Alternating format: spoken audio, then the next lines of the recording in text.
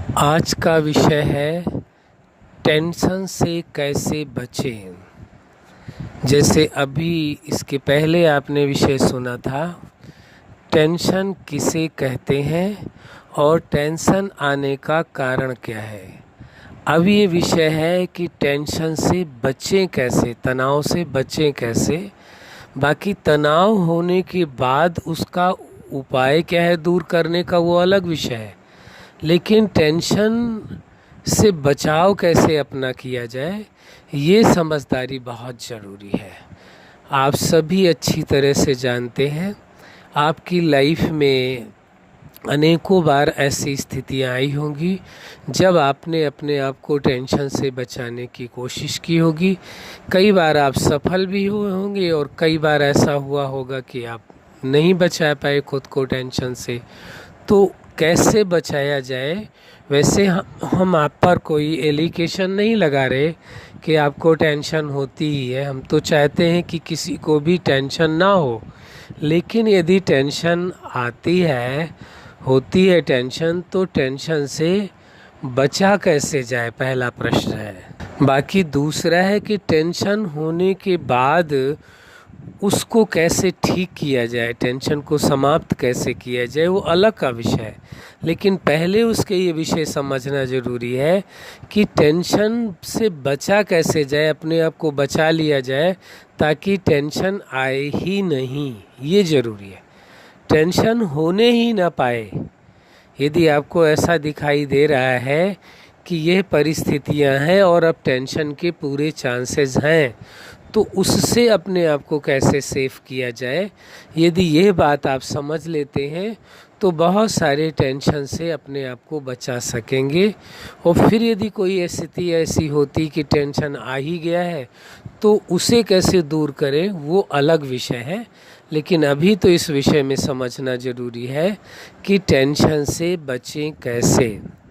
तो जब आपने किसी चीज़ के आने का मार्ग समझ लिया, या पहले ये समझ लिया टेंशन होता क्या है, किसे कहते हैं, उसकी परिभाषा क्या है, फिर दूसरी बात आपने ये समझ ली उपरोक्त वीडियो में कि टेंशन कहाँ से आता है, आता कैसे है। जब आपको उसका रास्ता पता चल गया, रूट कॉज पता चल गया कि टेंशन इन इन वजहों से आता है, तो वहाँ आप टेंशन ना आने दें। ये कुछ उपाय पहले से ही कर लें तो सबसे अच्छा होगा। जैसे पहला कारण है टेंशन आने का, आपका व्यक्तिगत जीवन। क्या है कारण? आपका व्यक्तिगत जीवन यानी पर्सनल लाइफ। आपने अपने लाइफ में यानी जीवन में क्या पाने की इच्छा रखी है, अपने जीवन को किस तरह से चला रहे हैं, जीवन जीने की प्रक्रिया क्या है, कैसे आप जीवन को जी रहे हैं, इन सारी चीज़ों पर डिपेंड करता है कि टेंशन को सेफ किया जा सके। तो जो भी आपने अपना बनाया है, यदि आपको ऐसा दिखाई दे रहा है कि किन्हीं कारणों बस जो आपने एक सिद्धांत बनाया या लाइफ को जीने का जो तरीका आपने नया सोचा, ईजाद किया, तो उसको करने में यदि आपको कोई दिक्कत आ रही है या आप पूरी तरह से नहीं कर पा रहे हैं, तो फिर उसी समय जो बदलाव है, मान लीजिए आपने कोई लक्ष्य बनाया है कि हमें लाइफ में ये कार्य करना है, पर्सनल लाइफ यानी निजी जीवन के लिए। कोई जैसे उदाहरण के लिए आपने एक नियम बनाया कि प्रातः इस टाइम उठना है सो करके, लेकिन चांस की बात है कि आप थकान की वजह से या किन्हीं कारणों की वजह से सुबह जो आपने टाइम निर्धारित किया है उस पर आप नहीं जग पा रहे हैं, तो फिर क्या करेंगे? तो यदि आप जो आपने वसूल बनाया है यदि उसके अकॉर्डिंग नहीं है तो टेंशन होनी है, निश्चित है। लेकिन उसमें एक बचने का उपाय है। जो कुछ बदलाव हो रहा है आपके प्लान में, जो आपने निश्चित किया था कि हमें ये इस टाइम इस समय उठना है, जगना है, तो उसमें किन्हीं कारणों बस जो बदलाव आ रहा है, प्रैक्टिकल में, वर्तमान में जो बदलाव आ रहा है कि आप समय से उठने के बजाय नहीं उठ पा रहे हैं, तो उस बदलाव को आप एक्सेप्ट कर लें, उसे प्लान में जोड़ लें। क्या करें?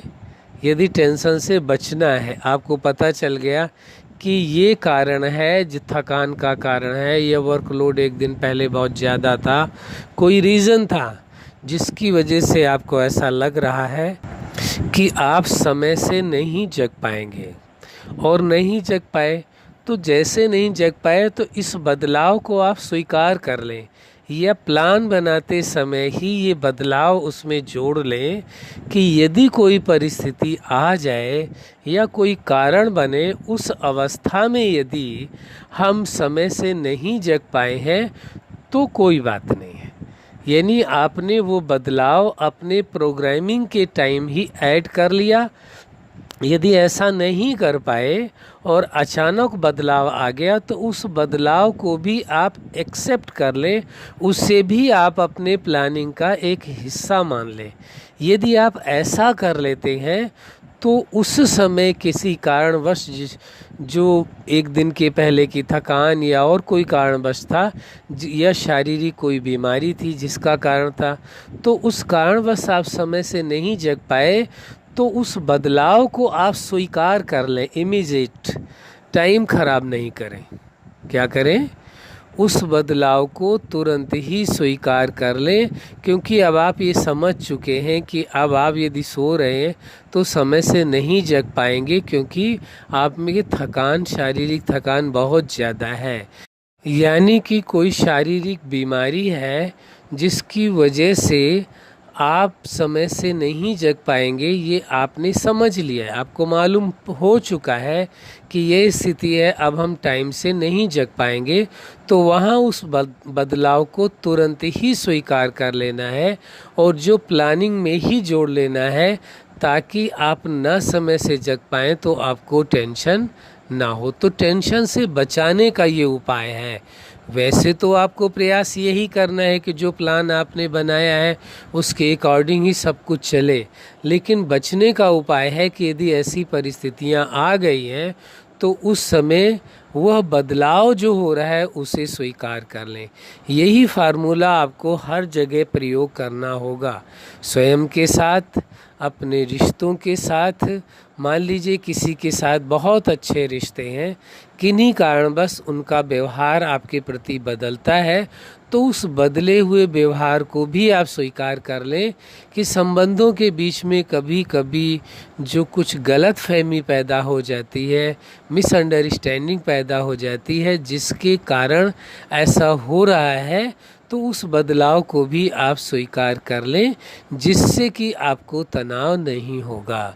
तो जो भी स्थितियां आपकी लाइफ में आ रही हैं, चाहे पर्सनल लाइफ में या आपके संबंधों में या आपकी मैरिज लाइफ में या आपके प्रोफेशनल लाइफ में या सोशल लाइफ में या स्पिरिचुअल लाइफ में, कहीं भी किसी भी प्रकार का जो आपका प्लान है और उस प्लान के बीच में कोई बदलाव अचानक करना पड़ रहा है या अचानक ऐसी स्थितियां आ गई हैं, तो आपको जो परिस्थिति आ गई जिसके कारण प्लान के हिसाब से आप नहीं चल पा रहे, तो उस बदलाव को तुरंत ही स्वीकार कर लें, बदलाव कर लें और उस बदलाव को स्वीकार कर लें। तो इससे सबसे बड़ा फ़ायदा ये होगा कि आप जो आपके अंदर तनाव पैदा होने वाला था, तो तनाव पैदा ही नहीं होने दिया आपने, वह स्थिति को आपने रोक लिया। और जब आपने तनाव ही नहीं पैदा होने दिया तो तनाव होने से एक तो बच गए, तनाव के आने से। दूसरा बात, तनाव को किस तरीके से ठीक किया जाए फिर, तो उसमें जो समय जाएगा उससे भी आपने अपने आप को बचा लिया। तो ये बड़ी समझदारी का विषय है कि आपने किस तरह से अपने आप को सेफ कर लिया, बचा लिया, यानी तनाव को आने ही नहीं दिया। ये समझदारी का विषय है कि तनाव को आने ही नहीं दे। तनाव आ गया तो फिर तो प्रभाव छोड़कर अवश्य जाएगा, चाहे आप कितनी जल्दी ही क्यों न ठीक कर लें।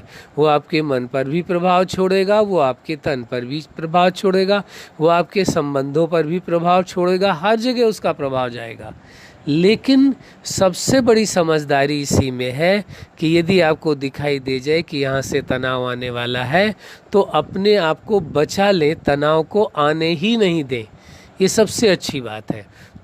ये प्रक्रिया आपने समझ ली कितनी सहज है कि जो आपने प्लान बनाया है किसी भी प्रकार का, प्राप्ति का, रिश्तों का, किसी भी तरह का, उसमें यदि बीच में कोई कारणवश कोई परिवर्तन हो रहा है, बदलाव हो रहा है, तो उस बदलाव को भी स्वीकार कर लें सहजता से, तो तनाव को आने से रोक लेंगे।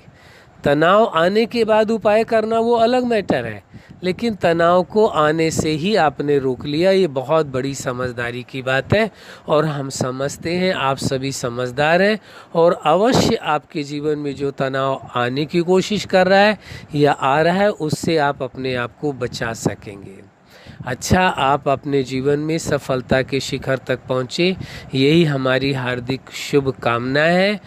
तनाव को आने से पहले ही रोक लें, ये हमारी हार्दिक शुभकामना है। सदा खुश रहें, मुस्कुराते रहें। और अगला इसके बाद जो विषय आएगा कि तनाव होने के बाद तनाव से मुक्ति कैसे पाएं। अच्छा, धन्यवाद।